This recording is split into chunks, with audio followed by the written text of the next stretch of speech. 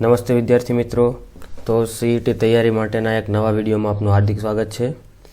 આજે ફરી આપણે હિન્દીનો જ એક નાનો એવો ટોપિક વિલોમ શબ્દ એટલે કે વિરુદ્ધાર્થી શબ્દ લઈને આવ્યા છીએ। આમાંથી આપણને ઓછામાં ઓછો 1 ગુણ અને વધુમાં વધુ 2 થી 3 ગુણ મળી શકે। વિડીયો હાવ નાનો એવો રહેશે। હિન્દીની ચોપડી જે ધોરણ 5માં આપવામાં આવી છે એમાં જે વિલોમ શબ્દ એટલે કે વિરુદ્ધાર્થી શબ્દ છે એ બધા શબ્દો આજે તમારી સમક્ષ લઈને આવ્યા છે। અને સાથે સાથે સીઈટી પરીક્ષા જે ગયા 2 વર્ષમાં જે પેપર હતા એ પેપરમાંથી વિલોમ શબ્દના કેવા પ્રશ્ન પૂછાણા છે એ પ્રશ્ન પણ આજે આપણે જોઈશું। એટલે 1 થી 2 ગુણ માટે આપણે આ વિડીયો જોવાનો છે। તો શરૂ કરીએ। પ્રશ્ન કંઈક આ રીતે હોઈ શકે પેપરમાં, ગલત જોડ પહેચાનીએ એટલે કે ખોટી જોડ ઓળખો। હવે વિલોમ શબ્દ એટલે શું, પહેલા પ્રથમ તો એ સમજવું પડશે। એટલે કે વિરુદ્ધાર્થી શબ્દ, વિરોધી અર્થ દર્શાવતો શબ્દ એટલે વિરુદ્ધાર્થી। તો બસ વિલોમ શબ્દ એ જ છે હિન્દીમાં, વિરોધી અર્થ દર્શાવતો શબ્દ। તો ભાઈ અહીંયા આપણે પહેલા પ્રથમ તો સીઈટી પરીક્ષાના પેપરમાં પૂછાઈ ગયેલા પ્રશ્ન જોવા છે। ગલત જોડ પહેચાનીએ, ધની તો ગરીબ, સફેદ તો સફેદી, નેક તો બેઈમાન અને સચ તો જૂઠ। તો આમાંથી ખોટું કયું છે? જો આપણે વિલોમ શબ્દ આપણને આવડતા ન હોય એટલે કે વિરુદ્ધાર્થી શબ્દ ન આવડતા હોય હિન્દીમાં તો આ આપણને ન આવડે। બીજું તો આપણે વાંચ્યા ન હોય તોય ન આવડે, બરાબર? તો આવો પ્રશ્ન આવડે તોય આપણે મૂંઝાઈ જઈએ।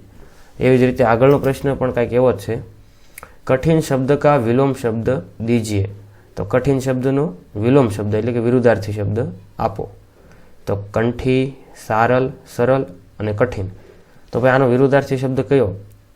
તો આમાં આપણે જો વાંચ્યું ન હોય, ન આવડતું હોય તો તકલીફ પડે, એટલે આપણે આગળ જોઈ આવીએ। ઓકે, તો ભાઈ હિન્દીની ચોપડીમાં લગભગ 46 થી 50 જેટલા વિલોમ શબ્દો આપેલા છે। એ શબ્દ તમારી સામે લઈને આવ્યો છું અને 100% આમાંથી જ હશે અને એ તે 2 થી 3 ગુણ, ઓછામાં ઓછો 1 ગુણ તો હશે જ તે, અને વધુ તમારા ભાગ સારા હોય તો 2 થી 3 ગુણ પણ આ વિડીયોમાંથી તમને મળી જશે, જે પરીક્ષામાં કામ લાગે ને ત્યાંથી તમે પરીક્ષામાં ગુણ લઈ આવશો। તો અહીંયા જુઓ, પહેલાં તો આપણે સમજતા જઈએ કે અંધકાર તો પ્રકાશ, અંધકાર એટલે અંધારું અને પ્રકાશ એટલે અજવાળું, બરાબર? અચ્છા તો એની સામે બુરા। જો આ એક્સની નિશાની શું સમજાવે છે કે ભાઈ વિરોધી અર્થ દર્શાવે એ, બરાબર? એટલે વિરોધી શબ્દ ગુજરાતીમાં લખીએ કે હિન્દીમાં, વચ્ચે આ જે ગુણાકાર ટાઈપ એક્સની નિશાની છે એ તો આવે જ તે। હવે જો અચ્છા તો બુરા એટલે કે સારો તો ખરાબ, ઉદય તો અસ્ત, ઉદય એટલે ઉગવું, અસ્ત એટલે આથમવું। એવી જ રીતે ઉપર તો એની સામે છે વિરુદ્ધાર્થીમાં નીચે। ઉપર એટલે ઉપરની દિશા એટલે કે ઉપર, અને નીચે એટલે નીચે, તો એનું જ રહેશે ગુજરાતીમાં પણ। એવી જ રીતે કઠિન તો સરળ, તો કઠિન એટલે અઘરું અને સરળ એટલે સરળ। પછી દિન તો રાત, દિન એટલે દિવસ અને રાત એટલે રાત। પછી નયા તો સામે પુરાના લખ્યું, તો નયા એટલે નવું, પુરાના એટલે જૂનું। પછી ધની તો ધનવાન, એની સામે છે ગરીબ, તો જેની પાસે પૈસા ઓછી માત્રામાં છે તેવો વ્યક્તિ, અથવા જેને રહેવા માટેની સુખ સગવડ પૂરતી નથી એ। છોટા તો એની સામે બડા, તો છોટા એટલે નાનો અને બડા એટલે મોટો। પછી હાર તો એની સામે છે જીત, હાર એટલે હારી જવું અને જીત એટલે જીતવું।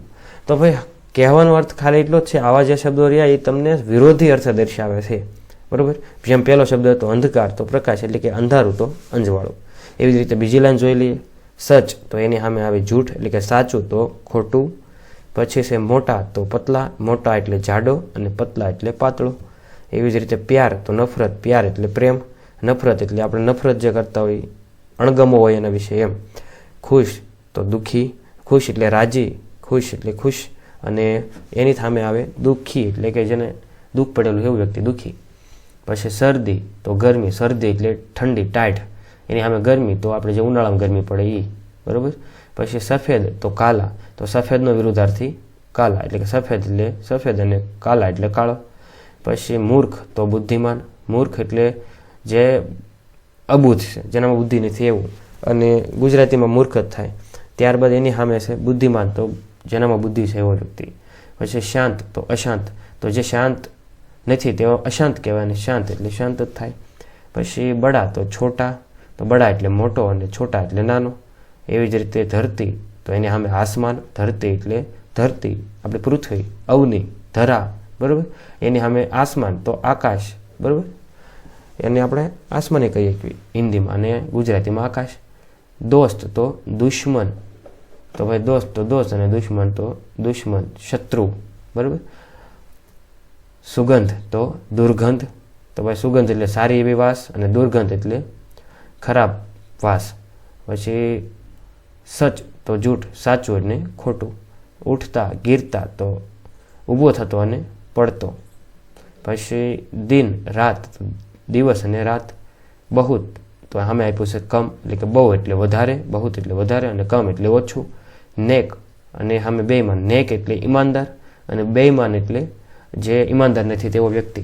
પછી ઉપર તો નીચે, તો ઉપરનું વિરુદ્ધાર્થી નીચે થાય, ઉપર એટલે ઉપર, નીચે એટલે નીચે. એવા ઘણા શબ્દ છે જે ફરીને આવી ગયા છે આમાં. લડકા તો લડકી, તો આ તો આપણને આવડે તે, લડકા એટલે છોકરો, લડકી એટલે છોકરી. બડા તો મોટો અને છોટા એટલે નાનો. આગળ વધીએ. પ્રસિદ્ધ તો એની સામે આપ્યું છે અપ્રસિદ્ધ. પ્રસિદ્ધ એટલે જે જાણીતો છે અથવા જાણીતું છે, અને અપ્રસિદ્ધ જે હજી એને લોકો બહુ જાણતા નથી તે. શરૂઆત તો અંત. શરૂઆત એટલે શરૂઆત ને અંત એટલે પૂરા થવાના આરે એટલે અંત એમ. પ્રશંસા તો નિંદા. નિંદાને બે રીતે લખી શકાય. પ્રશંસા એટલે વખાણ અને નિંદા એટલે એની આપણે કંઈક નેગેટિવ વાત કરતા હોય, નકારાત્મક વાત એની દર્શાવતા હોય ત્યારે નિંદા થઈ કહેવાય. હસના તો રોના. હસના એટલે હસવું, રોના એટલે રોવું. આજ તો કલ એટલે કે આજ અને કાલ. શહર તો ગાંવ. શહેર એટલે શહેર અને એની સામે ગાંવ એટલે ગામ. પછી અધૂરા તો એની સામે પૂરા. અધૂરા એટલે અધૂરું અને પૂરા એટલે પૂરું. સ્વદેશ અને પરદેશ. સ્વદેશ એટલે પોતાનો દેશ અને પરદેશ એટલે વિદેશ. પછી પાસ તો દૂર, એટલે કે પાસે અને દૂર. પછી પસંદ અને નાપસંદ, તો પસંદ એટલે ગમતું હોય એવું અને નાપસંદ એટલે ન ગમતું હોય એવું. પછી અંધેરા તો ઉજાલા. અંધેરા એટલે અંધારું, ઉજાલા એટલે અજવાળું. અચ્છા તો સામે બુરા. અચ્છા એટલે સારો, બુરા એટલે ખરાબ. પઢના એટલે કે વાંચવું અને સામે છે લીખના તો લખવું. ભલાઈ તો એની સામે આવે બુરાઈ. પછી ભલાઈનું થાય સારપ, જે કોઈનું ભલું કરવી, અને બુરાઈ એટલે કોઈનું ખરાબ કરવી. પછી માં તો એની સામે બાપ, તો માતા અને પિતા. પછી કોમલ અને કઠોર. કોમલ એટલે કોમળ અને કઠોર એટલે કઠોર. તો બસ આટલા શબ્દ હિન્દીમાં આપેલા છે. ઘણા શબ્દ બે વારે આવી ગયા. તો હવે આપણે એના પ્રશ્નો જોઈએ. ગલત જોડ પહેચાનીએ, એટલે કે ખોટી જોડ ઓળખો. ધની તો ગરીબ, તો ભાઈ અહીંયા વિરુદ્ધાર્થીની વાત થાય છે, તો ધની એટલે પૈસાદાર, ગરીબ એટલે ગરીબ. તો બરોબર જ છે, સાચું જ પહેલું રહ્યું. પછી બીજું સફેદ તો સફેદી, તો આ એક ભાવ છે. આ સફેદ છે, ભાવ એટલે આપણે અનુભવી શકીએ એમ. સફેદીનું કોઈ નક્કી ન હોય. હું સાહેબ સફેદ બોલું, તમારા અલગ અલગ વ્યક્તિ જ્યારે જોતા હોય વિડીયો, તો અલગ અલગ સફેદ રંગ વિચારે. સફેદ રંગ કોઈ બહુ લાઇટ મારતો હોય એવો સફેદ રંગ, આછી લાઇટવાળો સફેદ રંગ, તો એક આ ભાવ ના થાય. એટલે કદાચ આ જવાબ આપણો બની શકે. હવે આગળ જોઈએ. નેક તો એની સામે બેઈમાન, તો કે ઈમાનદાર અને જે ઈમાનદાર નથી એવો બેઈમાન. પછી સચ તો જૂઠ, તો કે સાચું અને ખોટું, તો આપણો જવાબ બને છે બી. સફેદની સામે આવે કાલા, એટલે ગલત જોડી થઈ, એટલે જવાબ બન્યો બી. પછીનો પ્રશ્ન. કઠિન શબ્દ કા વિલોમ શબ્દ દીજે. એટલે કઠિન એટલે અઘરું, એનો વિલોમ શબ્દ આપવાનો. કઠિન તો ભાઈ કંઠી, તો એ તો ગળામાં પહેરવાનો, તો એ તો ખોટું થયું. સારલ તો આ તો કાંઈ શબ્દ જ ન થયો, આપણે એ જે ક્યાંય વાંચવામાં આવ્યો નથી. આ સરળ તો ભાઈ આ વાંચવામાં આવ્યો. સરળ એટલે સહેલું. અને પછી આપ્યું છે કઠિન, તો કઠિનનું કઠિન ન થાય, વિરુદ્ધાર્થી અલગ હોય. તો અહીંયા સરળ, કઠિન એટલે અઘરું, સરળ એટલે સરળ. ઓકે, જવાબ બન્યો સી. આગળનો પ્રશ્ન. ઓકે, પ્રશ્ન છે જ નહીં. તો બસ વિરુદ્ધાર્થી શબ્દ માટે આટલાક જ શબ્દ છે. મારું એવું માનવું છે કે તમે આટલા શબ્દ પાકા કરી નાખો તો તમને 1 થી 2 ગુણનો ફાયદો સીઈટીની પરીક્ષામાં થશે. ઓકે, ન સમજાતો હોય શબ્દ અથવા કોઈ અઘરો પડતો હોય તો એને લખીને પાકો કરી નાખજો. 3 વાર લખજો એક શબ્દ, અથવા 5 વાર, જે નથી આવડતો હોય તો આવડી જશે. બસ, તો આજના વિડીયોમાં આટલું જ હતું. મળીએ નવા વિડીયોમાં. ત્યાં સુધી ભણતા રહો, ગણતા રહો, આગળ વધતા રહો. ધન્યવાદ.